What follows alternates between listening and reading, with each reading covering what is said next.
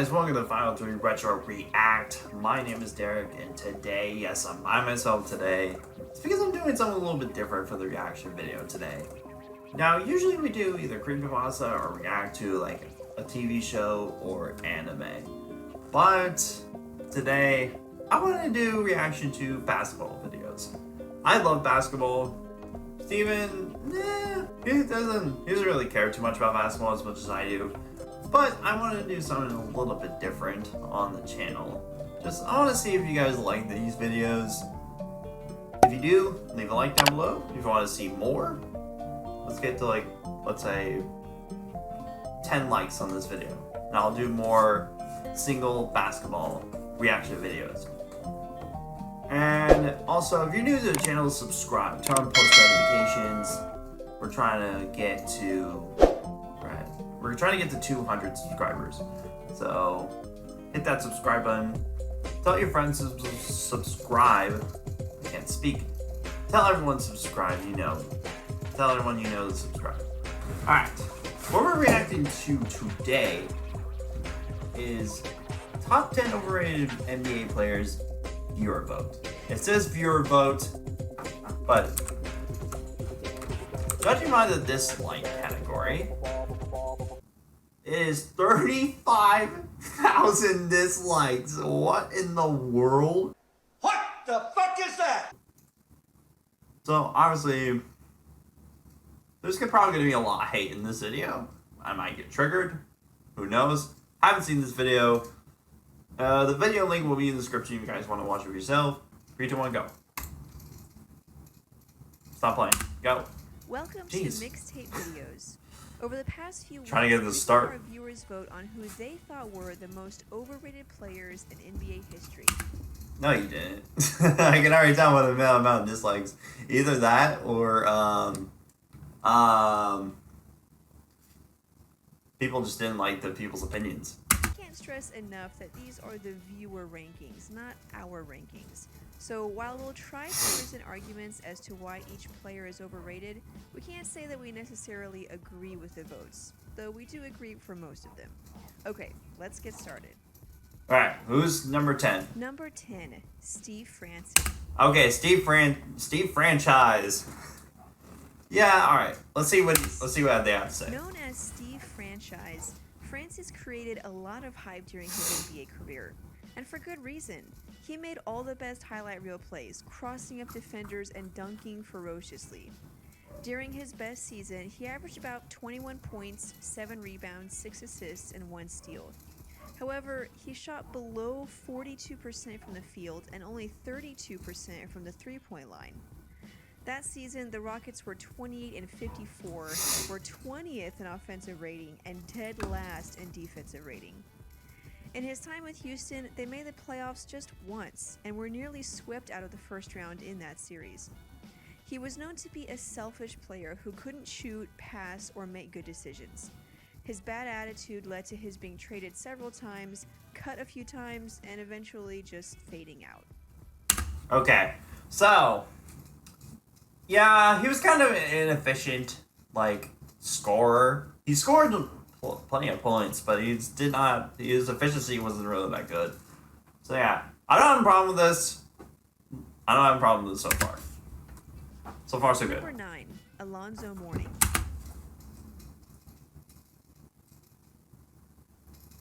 I don't know if I would agree with this, but let's hear it. A legend in Miami, Alonzo Mourning is usually the only player new age bandwagon Heat fans can name outside of Dwayne Wade. Whether or not you view him as overrated really depends on which part of his career you look at. His first 8 seasons in the league so consistently averaged around 20 points and 10 rebounds to go along with 3 to 4 blocks per game. The last 7 years of his career, however, he averaged around 7 or 8 points and 5 to 6 rebounds per game. Because he was the end of his prime. What? Okay.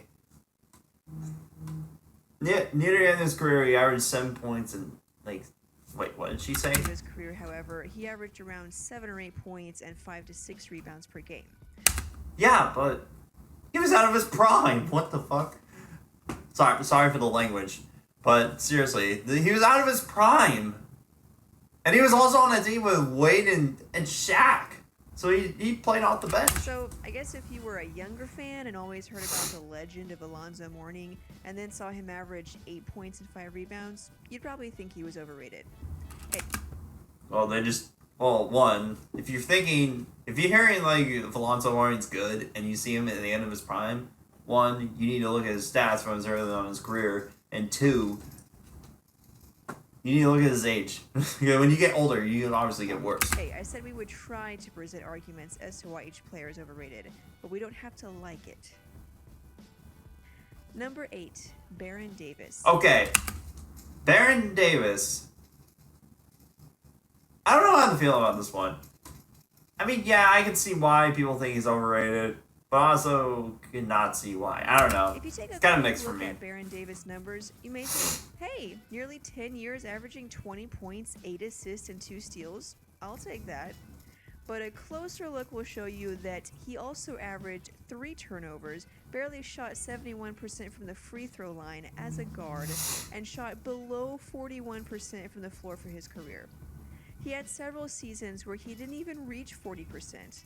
That's Allen Iverson bad. On top of that, he shot only 32%. Allen Iverson shot below 40%? Now you may think, well, 32%, okay, he just wasn't a good three-point shooter. Nothing wrong with that. True, but the problem is that despite shooting only 32% on threes, he shot 5 threes per game and had several seasons where he shot 7 or 8 threes a game. That was back then when the three-point line wasn't that important. They were still going through, like, big men down low. So, he was a little bit ahead of his time for the three-point line. Davis had some incredible highlights, but those really just hide the truth. He simply wasn't a very good NBA player. Okay, so far, I'm neutral about this one. I can agree with the Steve Francis one. I disagree with the Alonzo Mourning one a little bit, but let's see. What else? Number 7, Stephon Marbury. Okay, yeah. I can agree with this one. At this point... But he had some solid year, but at the same... Okay, closed captions turn off. At the same time, he had some pretty solid years. You're probably noticing a trend. Guards who score a lot, but inefficiently, and who are bad teammates. Stephon Marbury averaged about 20 points per game, but on 43% shooting. Like Baron Davis... From the field? I mean, for a guard, that's not terrible. He was also a bad three-point shooter and shot far too many considering his struggles in that department. On top of that, he had a huge ego and was known not just as a coach killer, but a team killer as well. It got so bad for Marbury in New York that the team, not being able to trade him, simply dismissed him. At this point, probably everyone knows the real Stephon Marbury, and no one would overrate him. But Legend in China, though. Some said he was the best point guard in the league, and gave in him China. contracts paying out $20 million a year. You guys remember the Strawberries? Okay, never mind. Okay, I agree with this one, though. Number 6, Derrick Fisher.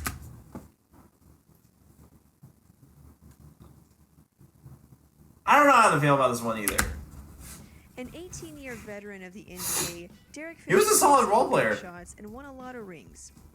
The way people talk about him, you'd think he was Magic Johnson out there. Who's talking? His offense to perform. Who's talking like that? I've never met someone who talked like that. I've never met someone who said, who's so good, he's like Magic Johnson. Who the hell is saying that? It's true, Fisher wasn't really bad at anything. He made few mistakes and made the shots he needed to make. But with career averages of 8 points, 3 assists, and 1 steal, it's hard to say he was crucial to anything the Lakers did. He was always calm and collected and showed up when he needed to, but come on. Kobe and Shaq would probably have won those rings even without Fisher's 8 amazing points. Look at it this way. If he didn't play for the Lakers, would people even talk about him? Probably. Yeah, probably. I mean, maybe not. Depends on what team you're on. Not. Depending on what team you're on. Number 5.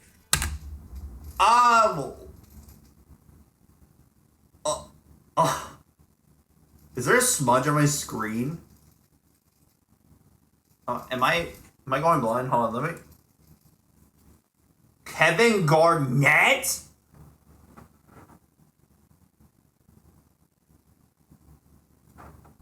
Kevin Garnett. This lady really told me, was probably with a straight face, and said Kevin Garnett.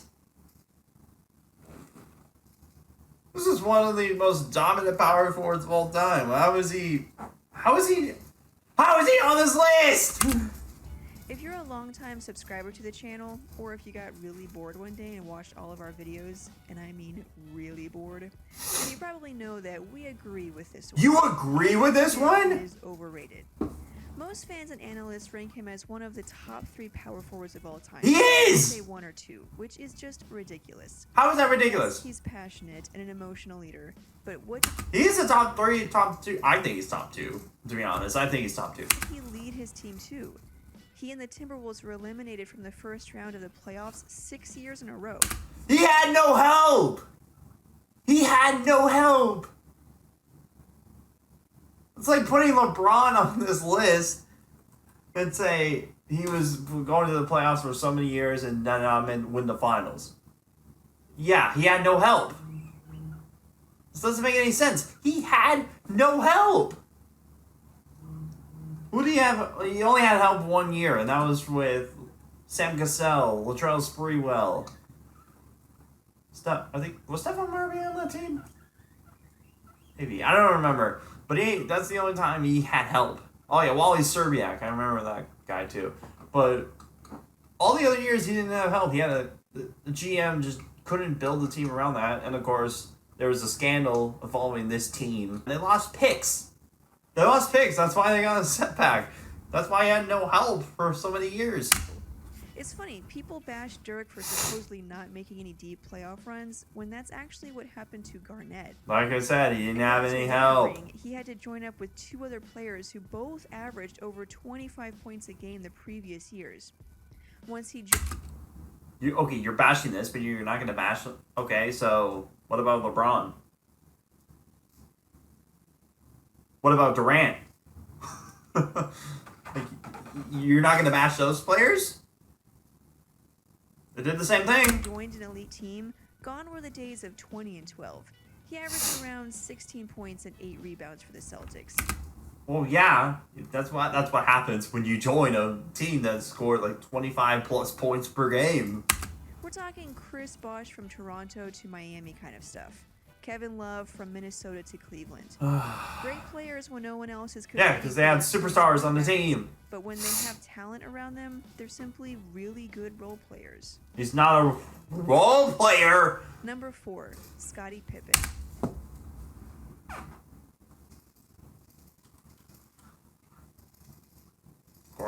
Scotty Pippen. Scotty.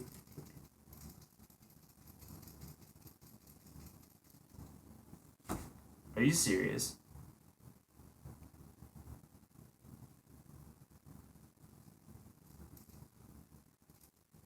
I'm literally speechless. I don't know what to say. Again, if you've been watching our videos, you know we agree with this one. How? Legend is no doubt due to the extra attention he got from playing with Jordan, and he was a great sidekick. Would Jordan have won without Pippen? No. Probably not, but... He wouldn't have won as many... Oh, I guess the same with... He won as many with Dennis Rodman as well. But he wouldn't won as many without him, Dennis Rodman's pass. Let's put some perspective on that. LeBron didn't win without Bosh, but that doesn't make Bosh a top 10 player of all time. Duncan didn't win without Parker, but again, we don't over-glorify Parker for that. Bert had McHale, but we don't count them as equals. The point is that while the sidekick... Who's counting Scottie Pippen and Michael Jordan as equals? Who? Like, who's saying that? No one's saying that. Where are you getting this information from? Players and highlight what the true leader of the team did. It should be the same with Pippen. Now, if you want numbers to back this up, watch the full video where we show why we think Pippen is overrated. There should be a link in the video somewhere. No, I'm not picking that link. I'm not doing that. Number 3, Derrick Rose. Okay.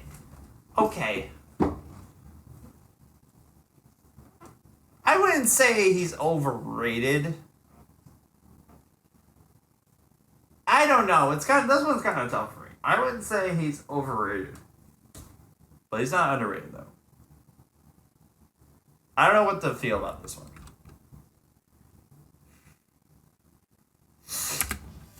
First off, let's hear their argument. We're going to talk about the injuries. While it does cause problems, it's not Rose's fault, so we won't bring that up.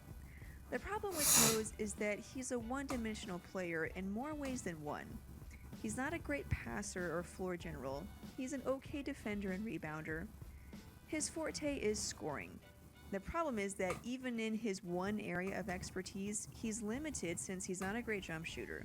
He relies I'll give you on that. athleticism and drive at the time, he wasn't a great jump shooter to the basket. His MVP year, he was amazing, but we haven't seen that same level of play from him since that year. It's because of the injuries. Like what? He's played 66 games since then and has averaged around 15 points and 5 assists on 30% shooting.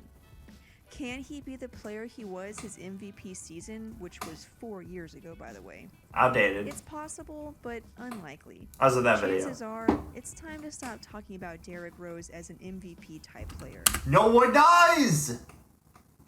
No one. Where are you getting all this information from? From Twitter? If you're getting information from Twitter, no one's going to take you seriously. Because sometimes Twitter doesn't know what they're talking about. Like, I've seen people talk on Twitter that sometimes they don't know what they're talking about. Whoops, I didn't mean to press pause twice. Number 2, Kobe. No. Oh my. I can't believe this.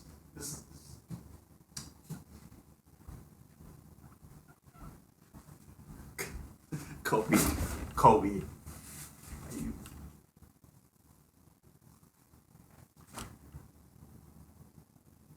Where's the erase channel button? Where's the erase channel button? No, shut up. Why is it playing? Where's the erase channel button on this thing? Okay, I'll admit, I'm not the biggest Laker fan, because I'm a Blazer fan. And the Lakers are a rival team. And when Kobe was playing, I wasn't the biggest fan of Kobe. But I can agree that he's one of the greatest players of all time. Why are people saying, just play the... Kobe is a top 10 player, but there are those who say he's the greatest player of all time, or maybe second only to Jordan. Okay, well, those are obviously delusional Laker fans. Those are obviously delusional Laker fans. Like, what are you talking about? He's great, but not that great. We ranked Kobe at number 10 on our list of the greatest players of all time, so you can get an idea of how we feel about him. Here's the thing, if you look at stuff like win shares, PER, points per game, offensive rating, etc., which we do because we like numbers, Kobe ranks in the top 20 in just about everything. But he's top 10 in just a few of those categories, whereas guys like Wilt, Kareem, Shaq, Magic, and so on are top 10 in several categories. So Kobe has 5 championships, which helps his cause, but statistically, he just doesn't stack up to those who we rank above him. Number 1, Michael Jordan.